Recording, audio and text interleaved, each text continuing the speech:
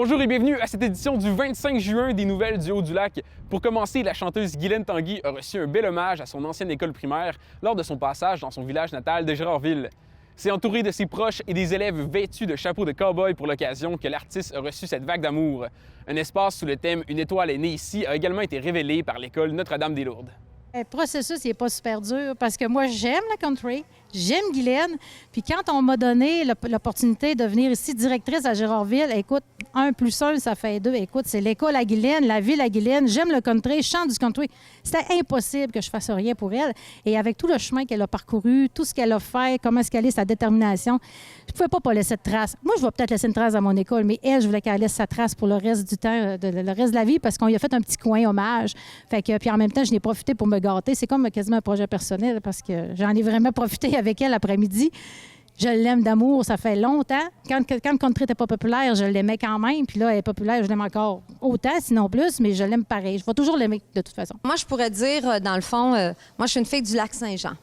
Mais moi, j'ai toujours dit, oui, moi, je viens du Lac-Saint-Jean. Je viens d'un petit village qui s'appelle Gérardville. Ça, je le dis partout.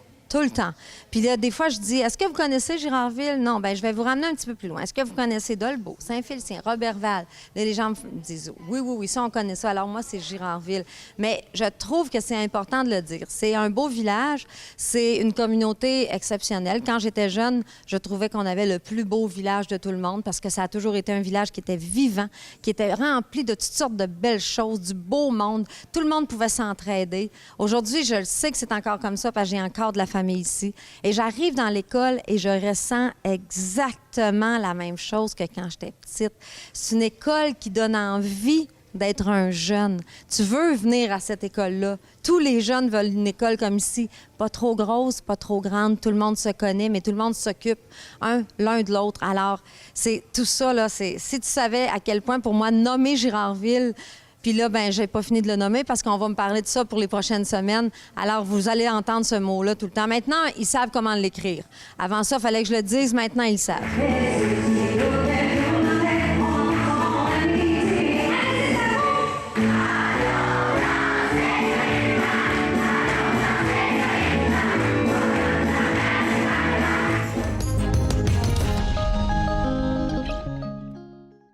Les humoristes Simon Trottier et Mathieu Lévesque ont présenté le Théâtre du bien beau et leur comédie Jean-Claude qui s'est représentée cet été.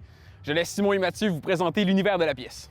On s'en va dans le fond aux funérailles de Jean-Claude Groslot, propriétaire d'une quincaillerie. Ce que je trouve vraiment intéressant avec notre angle, c'est que souvent, quand on va dans des funérailles, on a souvent du monde qui arrive il y a des prises de bec, il y a des gens qui viennent régler des comptes. Nous autres, on est vraiment à l'opposé de ça. Jean-Claude, on réalise que c'était vraiment la meilleure personne et on a tous les gens qui gravitent autour de lui. On a autant les propriétaires de la maison funéraire qui s'appelle le Dernier Trip. Hein? On a les deux frères, puis après ça, les 3 frères. Ouais. Oui. Et puis, il y a des employés de la quincaillerie. Il y a plein de monde qui gravite autour de l'univers de Jean-Claude, puis on s'en va, dans le fond, à sa cérémonie, là, à ses funérailles. Ouais. Exact. Bien, au salon funéraire. On se rendra pas jusqu'à l'enterrement. Non. Ils sont invités à quitter après, quand même. Là. Mais dans les faits, c'est le fun. Puis on fait tous les personnages là-dedans. On déconne. On a vraiment les personnages principaux qui sont les propriétaires du salon, puis les 2 fils à Jean-Claude. Il y en a 3, mais les 2 fils à Jean-Claude. Oui, il y en a un qui est moins... un mouton noir. Il y en a. qui sont présents sur scène. Puis sinon, les autres personnages, on a un personnage chacun qui est peut-être l'allusion que Mathieu faisait tantôt au théâtre d'été. Là. Moi, je fais comme un genre de Shylock. Mathieu fait un employé de quincaillerie. Un gars de cour à bois, là, assez... Très, très typé, mais assez coloré. À notre sauce. Ça va être un beau délire. J'allais dire mortuaire, mais c'est pas... c'est pas vraiment en lien sur la mort. Mais ça nous permet, par contre, de faire plein de jokes. C'est pour ça que c'est 13 ans et plus. Quand même plein. C'est pas trash, là. C'est pas du théâtre, mais d'un autre côté, on se permet d'aller à toutes sortes de lieux. Des gars qui concernent quand même la mort. On n'est pas des comédiens professionnels. On est des humoristes. On veut pas revendiquer le statut de comédien. On s'amuse. On est des gars qui connaissent la comédie, qui ont des aptitudes en écriture. On sait jouer. On a une base. On a une base, mais le clin d'œil du théâtre est parfait pour ça. Le théâtre, on revendique pas le statut de comédien. On revendique 2 gars qui ont du fun, qui veulent inviter le monde à en avoir avec nous. Puis les billets sont en vente. Tu disais comment ça marche sur lepointdevente.com. Fait ça, si vous suivez la page Facebook du Théâtre du bien beau, le lien pour les billets est sur la page. C'est très clair à trouver. trouver. Sinon, si vous allez sur lepointdevente.com, vous écrivez Jean-Claude et il y a nous qui apparaît, puis sinon, il y a Jean-Claude Gelina, là, le gars qui fait Régent de Sabonne. Si vous ramassez là, vous le méritez. Là. C'est pas, à un moment donné, c'est juste de cliquer. Peu importe, deux bons spectacles. Quand tu cliques sur notre Jean-Claude, ben là, toutes les dates apparaissent. Il faut regarder, c'est les mardis, mercredis, jeudi. Donc, ça commence le 12 juillet et tu choisis ta date, tu réserves, il y a 50 places par soir. C'est 20 plus une et 74 de frais, je pense, sur Internet. Puis sinon, il va y avoir des billets à la porte le soir même aussi, si les représentations sont pas pleines. Mais à la porte, c'est 25 Donc, on encourage les gens à aller faire une prévente parce que nous, dans le fond, c'est notre salaire cet été de voir les gens. Donc, ça nous encourage de voir que les billets se vendent puis de voir qu'il y a des salles qui vont être remplies d'avance plutôt que d'être angoissés à la porte à dire... On est adjacent à la bibliothèque de Dolbeau. C'est le club de l'amitié. Dans le fond, c'est la FADOC. Une belle gang très généreux qui nous a prêté le local, prêté loué à faible coût. Et puis, écoute, on est justement là les mardis, mercredis, jeudis de la mi-juillet à la mi-août. C'est 12 juillet au 18 août. Et c'est ça, les billets sont en vente sur lepointdevente.com. On poursuit dans le théâtre, cette fois avec La Route des légendes qui a annoncé sa programmation estivale. De nouveaux spectacles dans différentes municipalités du secteur. J'en ai discuté avec Hubert Bolduc, metteur en scène et comédien. Y a-t-il un coupable dans la salle? Donc, le titre le plus compliqué de la Terre.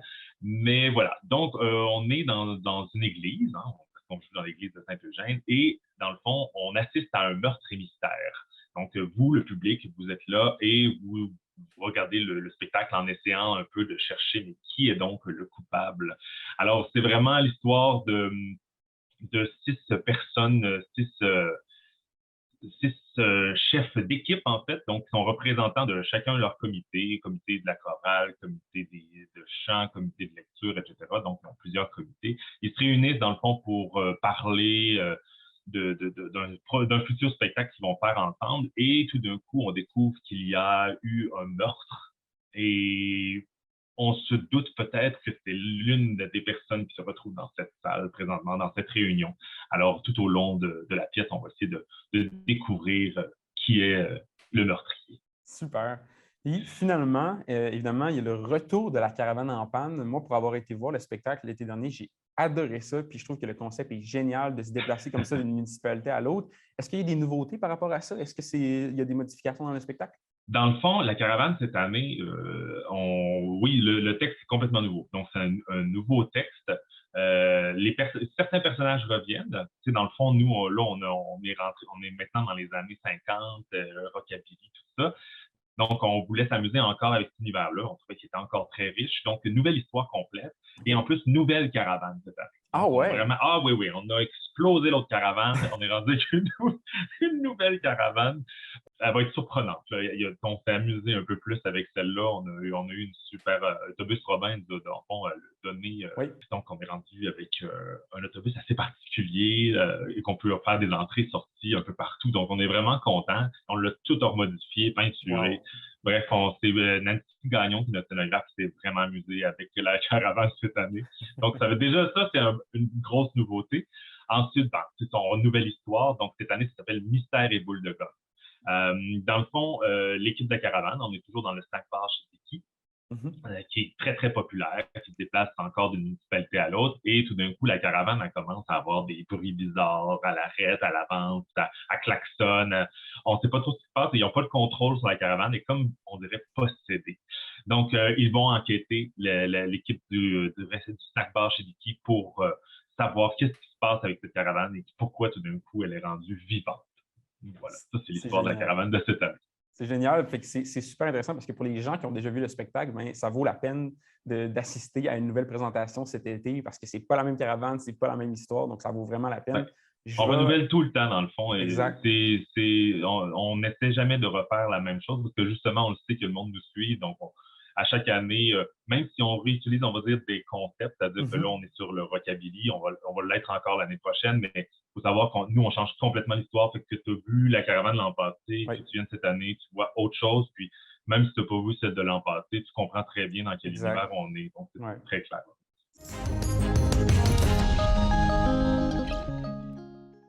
L'école Bon Pasteur de Sainte-Jeanne-d'Arc présentait la semaine dernière son triathlon annuel. C'est un retour pour l'événement sportif. J'en ai parlé avec Jude Dufour, président d'honneur, et quelques élèves. Moi, c'est le sport. Comme je mentionnais, pour moi, le sport, c'est un prétexte, mais on sait que c'est pas tout le monde qui seront dotés un jour de se présenter au plus haut jeu, mais c'est d'un petit peu de nourrir cette petite graine-là, de les amener à s'habiliter à développer une passion, parce que lorsque tu as une passion, il me semble que la vie est plus agréable. Tu peux t'imposer des contraintes. Les contraintes que tu t'imposes c'est toi qui te les imposes, ces contraintes-là. C'est pas tes parents, c'est toi, c'est cette flamme-là qui t'anime à tous les jours pour pouvoir devenir meilleur. Puis de dire, dans le fond, de se dire comment la version de jeu du foot peut être meilleure le lendemain à travers ma passion. Alors, il y aura des décisions à prendre. Puis dans le sport, bien évidemment, c'est des choix que tu vas faire au niveau nutritionnel, au niveau de ta qualité de ton entraînement, au niveau de tes habiletés mentales, de voir le verre à moitié plein et non le verre à moitié vide. Alors, les gens qui sont passionnés sont des gens habituellement positifs dans la vie et sont beaucoup plus agréables à côtoyer. À travers ce processus-là, évidemment, il y aura des échecs. Puis c'est d'apprendre aussi de vivre à travers les échecs, mais je pense qu'au début, quand tu veux vivre une passion, c'est... faut que tu te donnes des chances, il faut que tu sois quand même, oui, autocritique envers toi-même, mais il y a des stades de développement à suivre. Et c'est pour ça qu'il y a des institutions reconnues, il y a des clubs, il y a des institutions reconnues, tant au niveau de l'art qu'au niveau de la musique, au niveau du sport. C'est pour ça qu'il existe des programmes de sport-études. Alors, on prétend que les gens qui sont là vont te faire suivre la démarche qui est saine pour un développement global de l'individu et non axer ça sur le résultat à tout prix. Et quand c'est le résultat à tout prix, lorsqu'il arrive un échec, tu t'es pas habilité au fil du temps à vivre ce processus-là, bien, souvent, mentalement, tu ne seras pas prêt, puis tu vas tout abandonner, puis c'est pas ce qu'on désire, évidemment. Ouais. Moi, je suis un diabétique de type 1 depuis 35 ans. Alors, je vis avec une maladie héréditaire. Puis, le sport m'a permis de pouvoir mieux contrôler mon problème de santé. Alors, c'est vraiment une question de prévention sociétale. On est beaucoup axé sur le curatif et on devrait davantage axer sur le préventif. Et je vois ça un peu dans cet ordre-là, que d'inculquer déjà à bas âge les saines habitudes de vie. Ce sont des périodes tampons, ce sont des éponges pour recevoir, acquérir ces informations-là. Et il ne faut pas sous-estimer l'impact que ça peut avoir. C'est pour ça que mon message, je le trouve important. Tu sais, moi, je suis habitué d'être avec des athlètes de haut niveau. Là, je me retrouve avec des enfants, mais c'est vraiment un message. Je vous dis, c'est tellement important à cet âge-là de les imprégner de ça. Évidemment, il y a tout le milieu parental, mais les saines habitudes de vie, ça n'a rien à voir avec la performance, ça a à voir avec l'hygiène de ton corps, l'hygiène de tes habiletés mentales. Puis moi, je pense que c'est ce qui va faire qu'un individu va mieux vivre en harmonie avec la société d'aujourd'hui. C'est ce qui met fin à votre bulletin des nouvelles du Haut-du-Lac. J'espère que vous avez apprécié. On souhaite d'excellentes vacances à tous les étudiants et les enseignants qui viennent de compléter l'année scolaire. À bientôt!